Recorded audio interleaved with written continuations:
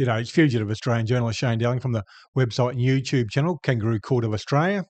Now, Prime Minister Anthony Albanese is ducking and weaving over Iran, and he's also contradicted a speech he gave back in 2003 in relation to Iraq and John Howard's support for the invasion of Iraq.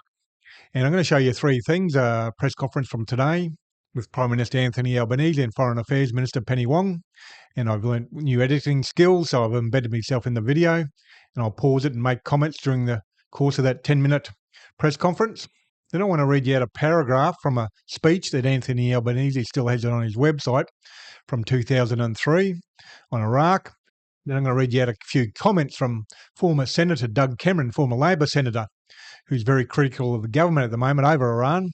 And it shows you the criticism of Prime Minister Anthony Albanese and his government's handling of Iran and sucking up to the US and Israel is coming. A lot of that criticism is coming internally from the Labor Party themselves.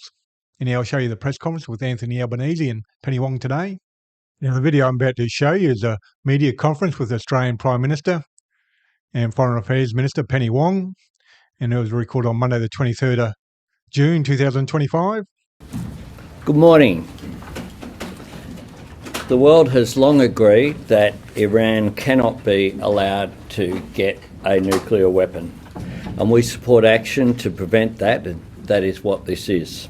The US action was directed at specific sites central to Iran's nuclear program. We don't want escalation and a full-scale war. We continue to call for dialogue and for diplomacy.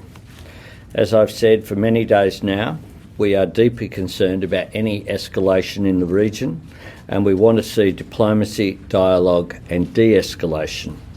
We've been upfront about the challenge facing the international community, that is, dealing with the threat posed by any Iranian nuclear weapons program and dealing with the risk of regional escalation.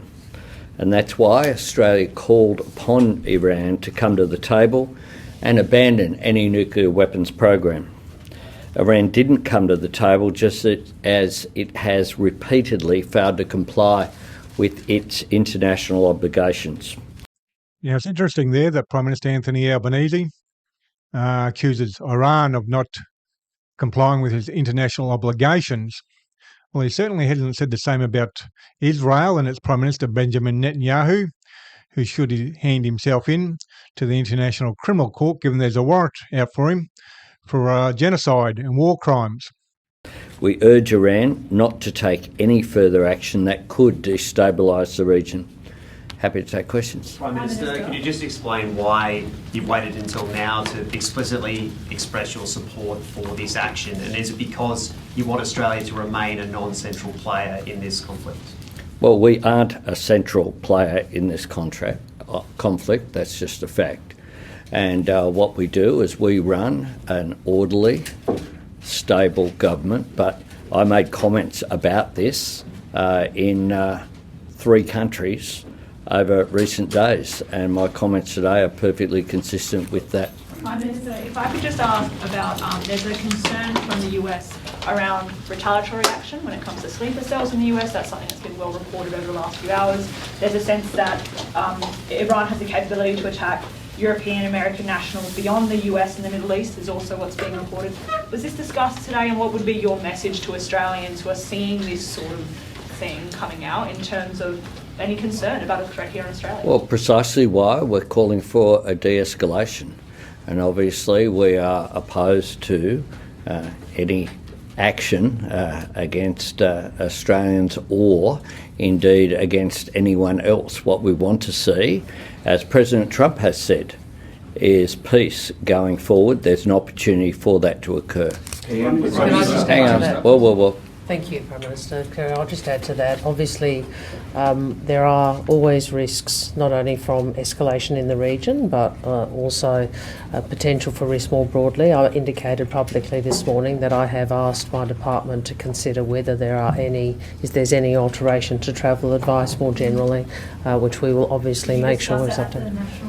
Well, we don't discuss we don't talk about what we discuss at NSC. Yeah. Prime Minister, can you confirm or provide any details to whether Australia has provided any military support via our bases in the region, or indeed any signals support via our joint facilities here in Australia? Well, we don't talk about intelligence matters, but we confirm, of course, that this was a unilateral action by the United States. Now, a number of times during this press conference, he's going to say the US operated unilaterally, meaning it operated by itself, but he fails to directly answer the question of whether Australia was involved in any shape or form with intelligence from Pine Gap, etc. Prime Minister, what intelligence has been shared with your government about whether Iran was imminently at the point of having a nuclear weapon? And following on from Jane's question, Refer to previous answer. You're a government that talks about transparency and talks about... He didn't like that when she brought up the fact that Anthony Albanese likes to talk about transparency. That took his smile off his face.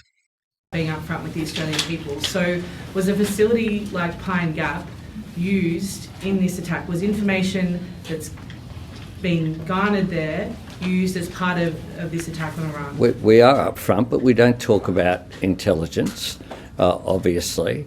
But we've made very clear this was unilateral action taken by the United States. Were you briefed about the nuclear weapon? Sorry, Prime Minister, were you briefed about a nuclear weapon? Here. Prime Minister, if you could just return to the first question. Why did it take 24 hours for Australia to express unequivocal support for this action by its closest ally? And what does this say about our relationship with the US under your government? We issued a statement yesterday. Prime Minister, is Australia reviewing its terror threat level in the wake of what's been happening? And again, was there any discussions or is there any concerns surrounding potential sleeper cells within this country?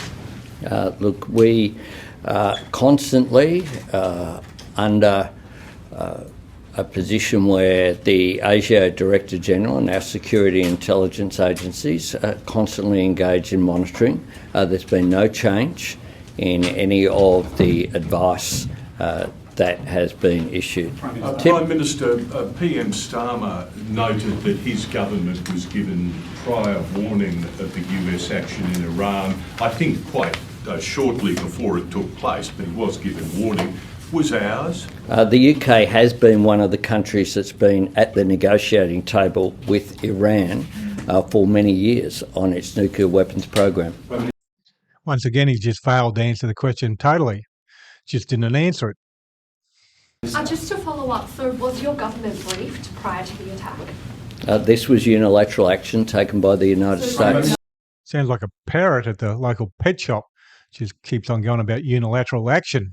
Answer the question. Were we involved? Did we help refuel jets? Did we help with intelligence from Pine Gap? Prime Minister. PM, you weren't briefed. Is that the? This was unilateral action taken by the United States. Prime Minister, have you spoken to President Donald Trump since the G7 summit? No. Prime Minister. You talk about Tehran coming back to the negotiating table. They were in discussions with the US 10 days ago. Israel attacked it. It actually bombed its chief negotiator. Regardless of what you think about the regime, what incentive, hasn't this blown Tehran's trust in the negotiation process? And Minister Wong, you were asked this morning whether you think whether Australia believes these attacks are legal under international law. Can we clarify, do you believe they were legal under international law? Well, Iran has an interest very clearly as well, I believe, in ensuring that there is not an escalation in the region. And that is the incentive that they have. The United States have made clear their position, and we continue to call for dialogue. Had Iran complied with the very reasonable requests that were made, including by the IAEA, then circumstances would have been different. I don't know if you heard that, but the journalist pointed out the fact that Israel bombed and killed Iran's chief negotiator a few days ago. Then you got this clown, Prime Minister Anthony Albanese, saying, Iran's got to get back to the negotiating table when the chief negotiator's been killed by Israel. I asked a question, Minister Wong. Here. PM, last year when there were strikes on the Houthis in Yemen, the government did confirm that Australian resources were part of those strikes, that we refueled jets and so forth. Are you saying there was absolutely no Australian involvement whatsoever, refueling jets, nothing whatsoever? Well, I can't be clearer than this was unilateral action taken by the United States. Well, he can be clearer. He's ducking and weaving because he doesn't want his fingerprints on it. He's worried this will end up staining his legacy and reputation, like the Iraq War stained former Prime Minister John Howard. As the journalist pointed out, the Australian government confirmed last year when America bombed Yemen that Australia was involved in refuelling jets and intelligence, etc. So there's no reason why he can't do it now, except he doesn't want his fingerprints on it. Senator Wong, on your decision to withdraw our staff from the embassy in Tehran, was that a consequence out of fear for their safety, as in being hit by a bomb, or was it their safety that there may be reprisals on the ground in Tehran against US citizens and their allies? I'm going to wind it back the last 10 seconds and you have a look at Prime Minister Anthony Albanese's body language. It's very telling. He's very worried. Looks like he's about to throw up.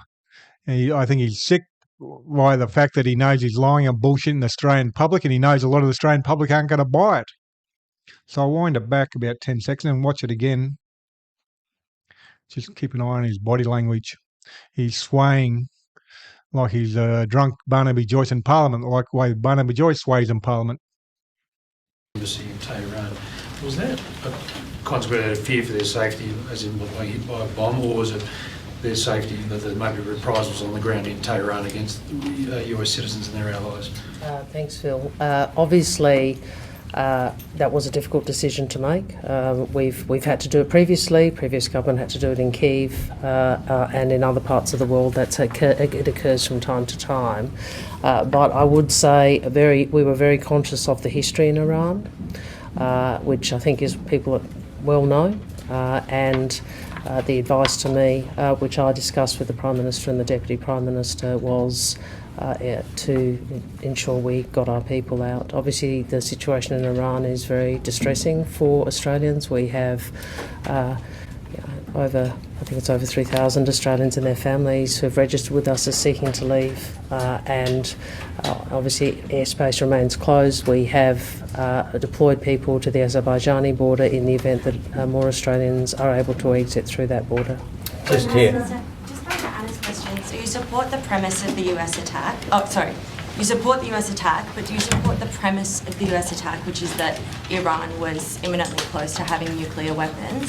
And if so, what intelligence on that have you received? Well, the information has been clear that Iran has sought to increase the grade, which had been, there's no other explanation for it to reach 60 other than engaging in a program that wasn't about civilian nuclear power.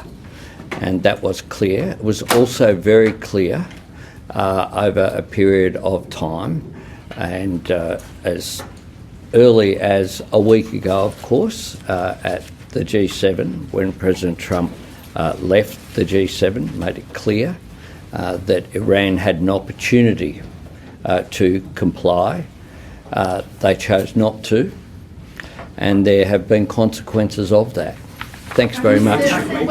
So there you have it, Prime Minister Anthony Albanese making up his own intelligence, telling the Australian public that Iran was close to having a nuclear weapon, when Tulsi Gabbard, the head intelligence person for the US government, told a government inquiry in the US back in March that Iran didn't have a weapons program, a nuclear weapons program. So all of a sudden, Anthony Albanese has intelligence that they did. Now, I'll read out the paragraph from Anthony Albanese's speech in 2003.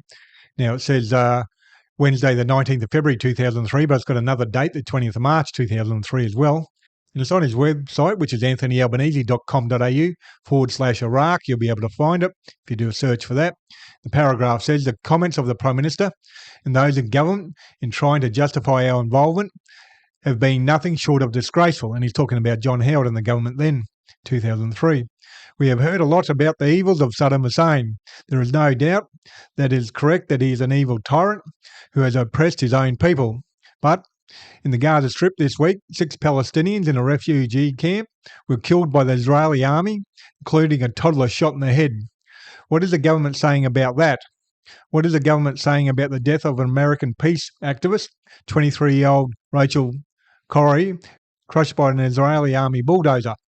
Ariel Sharon, I think it was the president of Israel then, has already ruled out any so-called roadmap for Middle East peace proposed by the Americans. He has declared that Israel will continue its occupation of Palestine in defiance of UN resolutions. What is the government saying about that?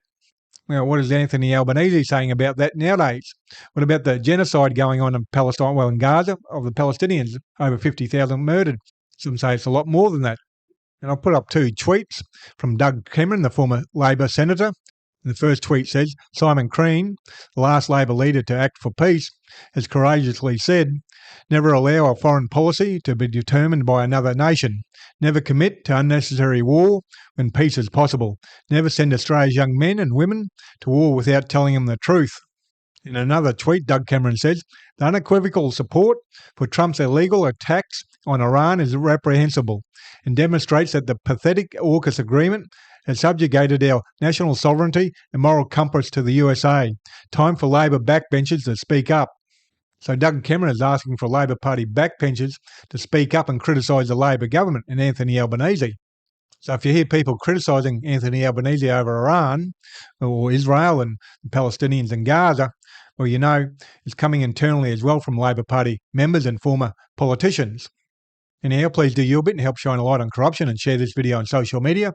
And please hit the like and subscribe button and notification button. That way you get notified every time I publish a new video. And Kangaroo Court of Australia's independent media. I publish a website and YouTube channel. And I'm an independent journalist and I'm 100% crowdfunded from viewers like yourself. So please support my Patreon account or PayPal account. The links for them are below this video on YouTube and also my website. And for other donation options, you can go to my website and click on the donations page. Other than that, thank you for your time and have a good day.